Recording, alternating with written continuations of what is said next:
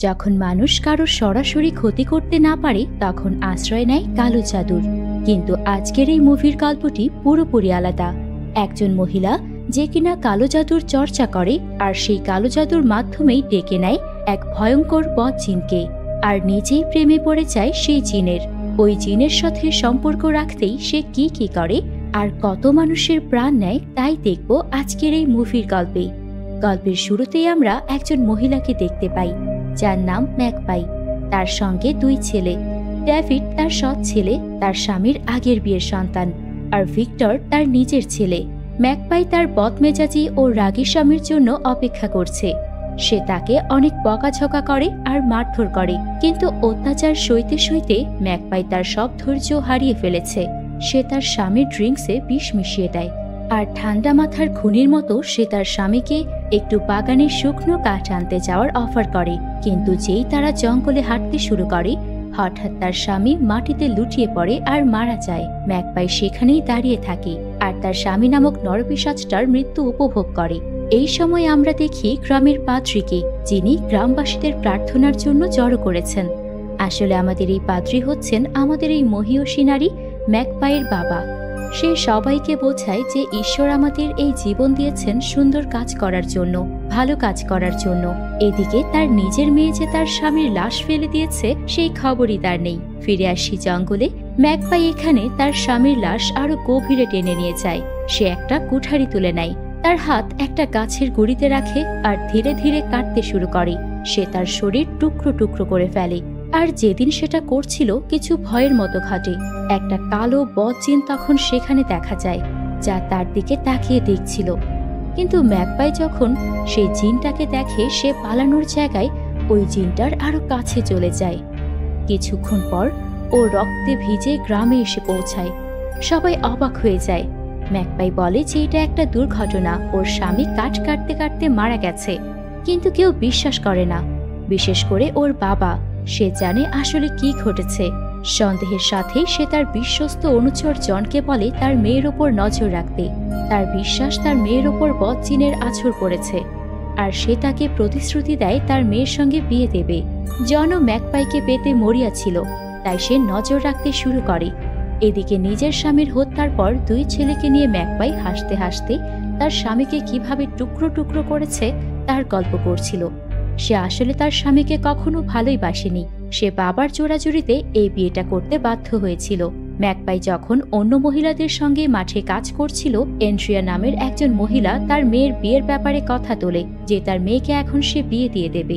David তখন জানায় কোনো মেয়েকে তার ইচ্ছার বিরুদ্ধে বিয়ে দেওয়া উচিত নয়। তখন এন্ড্রিয়া তাকে তিরস্কার করে বলে সে এখন বড় হয়েছে, বিয়ে তো তাকে দিতেই হবে। ম্যাকপাই যখন প্রতিবাদ করতে যাবে তখন এন্ড্রিয়া তাকে থামিয়ে দিয়ে বলে, তুমি তো দুশ্চরিত্রা, নিজের স্বামীকেই তুমি খুন করেছ, বিয়ের মর্ম তুমি কি বুঝবে? ডেভিড বলে, আমার বাবার মতো একটা কাপুরুষ মারা গেছে, এতে আমরা সবাই খুশি। কিন্তু অ্যান্ড্রিয়া জবাব দেয় যে তার বাবা একজন ভালো মানুষ ছিলেন। তখনই ম্যাকপাই কষ্টের সাথে সবাইকে প্রশ্ন করে, কি ধরনের ভালো মানুষ তার স্ত্রীকে নির্মমভাবে মারতে পারে? শুধু স্ত্রী না, সে তার সন্তানদেরও মারতে পারে। সে অ্যান্ড্রিয়াকে বলে যে সে অন্যের সংসারে ওকালতি না করে নিজের স্বামীর দিকে যেন নজর দেয়। তার স্বামীও কোনো দুধে ধোয়া তুলসী পাতা নয়। এটা শুনে অ্যান্ড্রিয়ার মেয়ে ভয়ে জমে ওঠে, যেন ও নিজেও কোনো গোপন সত্য লুকিয়ে রেখেছে। অ্যান্ড্রিয়া এই ব্যাপারে জানতে চাইলে ম্যাকপাই চুপ থাকে, কেননা সে তার দিব্যদৃষ্টি দিয়ে দেখেছে কিভাবে অ্যান্ড্রিয়ার স্বামী তার নিজেরই মেয়ের ঘরে খারাপ উদ্দেশ্যে ঢুকে তাকে অ্যাবিউজ করছে। সেই দিন দুপুরে জঙ্গলের গভীরে ম্যাকপাইয়ের অ্যান্ড্রিয়ার স্বামীর সঙ্গে দেখা হয়। হাতে একটা ছুরি নিয়ে সে আসে আর বলে সে তার স্ত্রী অ্যান্ড্রিয়ার মাথায় ভুলভাল ঢুকাচ্ছে। সে একটা কালো জাদুবিদ্যা করা ডাইনি যে নিজের স্বামীকে খুন করেছে। এখন সে অন্যের সংসারে আগুন লাগাতে চায়। সে তাকে বলে সে যেন তাদের পরিবার থেকে দূরে থাকে, কিন্তু ম্যাকপাই কোনো উত্তর দেয় না, শুধু ঘুরে চলে যায়। শীঘ্রই সে ডেভিডের সঙ্গে দেখা করে আর তারা অপ্রীতিকরভাবে ঘনিষ্ঠ হয়ে পড়ে। এখানে আমরা জানতে পারি ম্যাকপাই এখন তার সৎ ছেলের সঙ্গেই অবৈধ সম্পর্ক গড়ে তুলেছে। রাতে খাবার টেবিলে ম্যাকপাইয়ের বাবা যখন ম্যাকপাইয়ের সম্পর্কে আপডেট জানতে চায়, তখন জন জানায় যে ম্যাকপাই তার নিজেরই সৎ ছেলের সঙ্গে অবৈধ সম্পর্ক করছে। পাদ্রী জনকে বলে তার মেয়ের একটা সঠিক গাইড দরকার। তার মনে হয় জনের তাকে বিয়ে করা উচিত আর তাকে সঠিক পথে নিয়ে আসা উচিত। পরের সিনে যাওয়ার আগে ছোট্ট একটি অনুরোধ, আপনারা যারা গল্পটি দেখছেন তারা আমাদের চ্যানেলটিকে সাবস্ক্রাইব করে দেবেন। আপনাদের লাইক ও সাবস্ক্রাইব আমাদের পরবর্তী কাজে অনুপ্রেরণা যোগায়। চলুন মূল গল্পে ফেরা যাক। এই সিনে আমরা দেখি অ্যান্ড্রিয়ার বাড়িতে তার মাতাল স্বামী উপরে উঠে এসেছে। সে তার ঘুমিয়ে থাকা স্ত্রীকে পাশ কাটিয়ে তার মেয়ের ঘরে ঢুকে পড়ে। সে কাপড় খুলতে শুরু করে আর ওর মেয়েকে তার মাকে এটা জানাতে নিষেধ করে। কিন্তু ঠিক তখনই কালো জিনটা চলে আসে এবং এক মুহূর্তের মধ্যে তার বাবার দেহ টুকরো টুকরো করে দেয়। পরের সকালেই অ্যান্ড্রিয়া তার স্বামীর ছিন্ন ভিন্ন লাশ দেখে। ভয়ে সে বাইরে দৌড়ায় ম্যাকপাইকে খুঁজতে, কিন্তু যা সে দেখে তা তাকে আরো অবাক করে দেয়। পাদ্রি, ম্যাকপাইয়ের বাবা, তিনি আগেই সেখানে ম্যাকপাইকে বকাঝকা করছিল। সে বলে ম্যাকপাই একটা বিকৃত মস্তিষ্কের মেয়ে, ছোটবেলায় সে নিজের মাকে মেরেছে আর এখন সে তার স্বামীকেও মেরে ফেলেছে। সে এসব কেন করছে? কিন্তু ম্যাকপাই চুপ করে থাকে আর সেখান থেকে চলে যায়। অ্যান্ড্রিয়া ম্যাকপাইয়ের পিছু নিতে থাকে আর ওর পেছন পেছন যখন জঙ্গলের গভীরে পৌঁছে যায়, সে যা দেখে তার চোখ যেন কপালে উঠে যায়। এদিকে জন ম্যাকপাইয়ের বাড়িতে যায় কথা বলার আশায়, কিন্তু সেখানে ডেভিডকে একা পায়। সে ডেভিডকে বাইরে আসতে বলে আর ডেভিডও দ্রুত তার সাথে চলে আসে। আলাপচারিতার সময় ডেভিড খোলাখুলিভাবে কথা বলে। সে বলে তার বাবা সব সময় তার ছোট ভাইয়ের সঙ্গে ভালো ছিল, কিন্তু তার সঙ্গে সব সময় নিষ্ঠুর আচরণ করত। ও তাকে এমন মারত যে ও নিজের ছেলেই নয়। জন ওকে ঈশ্বরে বিশ্বাসের কথা বোঝানোর চেষ্টা করে, কিন্তু ডেভিড এখন ঈশ্বরের প্রতি বিশ্বাস রাখে না। সে বলে সে কালো জাদু ও অপশক্তিতে বিশ্বাস করে।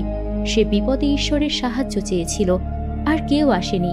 এটা শুনে জন ওকে আলিঙ্গন করে, সান্ত্বনা দেওয়ার চেষ্টা করে, কিন্তু ওই মুহূর্তে ডেভিড হাত বাড়িয়ে জনের ঘাড়ের ওপর কালো মাটি মাখিয়ে দেয়।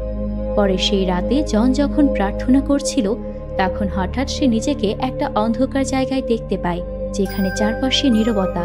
তখন ডেভিড আসে আর তার শরীরে কালো মাটি মাখানো শুরু করে। ম্যাকপাইও সেখানে চুপচাপ তাই করছিল। অবাক হয়ে জন তার হাত ধরে কাছে টেনে আনে। সে ফিসফিস করে বলে, যদি তোমাকে পাই তবে আমি ঈশ্বরকেও ভুলে যেতে পারি। এটা শুনে ডেভিড আর ম্যাকপাই দুজনে তাকে আরো গভীর অন্ধকারের মধ্যে নিয়ে যায়, যতক্ষণ না সেই কালো জিনের সামনে জন চলে আসে। ভয়ে তার শরীর কাঁটা দিয়ে ওঠে আর তখনই তার ঘুম ভেঙে যায় এবং তৎক্ষণাৎ জন সেই মুখের স্কেচ আঁকা শুরু করে, যাতে সে ভুলে না যায় সে কি দেখেছে। পরের সকালে অ্যান্ড্রিয়া গ্রামের কিছু মানুষ নিয়ে ম্যাকপাইয়ের কেবিনে আসে। ম্যাকপাই কাঠ কাটা নিয়ে ব্যস্ত ছিল। সে তাদের দেখে স্বভাবসিদ্ধভাবে কুঠারি তুলে নেয়, কিন্তু অ্যান্ড্রিয়া তৎক্ষণাৎ ডেভিডের গলার উপর ছুরিটি ধরে সতর্ক করে দেয়, কুঠার নামাও, নয়তো ডেভিডকে মেরে ফেলব। বাধ্য হয়ে ম্যাকপাই কুঠারি ফেলতে বাধ্য হয় আর লোকেরা তাকে ধরে নিয়ে যায়। তারা তাকে টেনে নিয়ে যায় এবং তার গলায় রশি বেঁধে তাকে ফাঁসি দেওয়ার প্রস্তুতি নেয়। গ্রামবাসীরা বিশ্বাস করে যে সে কালো জাদুটোনা করে। সে তার স্বামী আর অ্যান্ড্রিয়ার স্বামী উভয়কেই মেরেছে। ঠিক তখনই ম্যাকপাইয়ের বাবা উপস্থিত হন। সবাই স্তব্ধ হয়ে যায়। তার আদেশে তাকে ছেড়ে দেওয়া হয়। বাবা অ্যান্ড্রিয়ার দিকে মুখ ঘুরিয়ে বলেন, তোমার সাহস কি করে হয় আমার মেয়ের সঙ্গে এমনটা করার? অ্যান্ড্রিয়া বলে, গতকাল চুপচাপ ম্যাকপাইকে অনুসরণ করছিলাম। ঝোপের কাছে আমি ম্যাকপাইকে একটা কালো জিনের অবয়বের সঙ্গে খুব বাজেভাবে অন্তরঙ্গ অবস্থায় দেখেছি। ওই কালো বদচিনটাই ওই রাতে আমার স্বামীকেও হত্যা করেছে। সে দাবি করে যে ম্যাকপাই কালো জাদুটোনায় লিপ্ত। সে শয়তান জিনকে ডাকে এবং যদি ম্যাকপাইকে বাঁচিয়ে রাখা হয় তাহলে সবাইকে সে মেরে ফেলবে। তার কথায় ম্যাকপাইয়ের বাবা ঘোষণা করে যে যদি এটা সত্যি হয় তাহলে ম্যাকপাইকে শাস্তি দিতে হবে। সে তাকে এক অন্ধকার ঘরে বন্দি করে দেয় এবং তার ছোট ছেলেটাকেও অন্য ঘরে ফেলে দেয়। তারপর গ্রামবাসীরা ম্যাকপাইকে বাইরে টেনে নিয়ে আসে। তাকে বেঁধে সবার সামনে টমেটো ছুঁড়ে মারে আর তিরস্কার করতে থাকে। তাকে কালো জাদুকরীর ডাইনি বলা হয়। পাদ্রী নিজের মেয়ের শাস্তি ঘোষণা করেন, বলেন যতক্ষণ না পর্যন্ত ওর মৃত্যু হচ্ছে ও এই রোদেই বাধা থাকবে। শাস্তি ঘোষণা করার পর সবাই সেখান থেকে চলে যায়। এদিকে অ্যান্ড্রিয়া তার মেয়ের মুখোমুখি হয়। তার মেয়ে জানায় সে তার নিজের বাবার হাতে প্রতি রাতে কিভাবে ধর্ষিত হতো। এই ভয়ঙ্কর সত্য জানার পরে অ্যান্ড্রিয়া অপরাধবোধে কান্নায় ভেঙে পড়ে। অন্যদিকে জন ডেভিডকে খুঁজে বের করে এবং তাকে মুক্তি দিয়ে দেয়। জন মানে যে ডেভিড আর ম্যাকপাই সম্পর্কে সে জানে আর তাকে পালানোর কথা আর ম্যাকপাইকে বাঁচানোর কথা বলে। ডেভিড পালায়, কিন্তু খুব তাড়াতাড়ি অ্যান্ড্রিয়া, তার বাবা আর অন্যরা তার উপর ঝাঁপিয়ে পড়ে।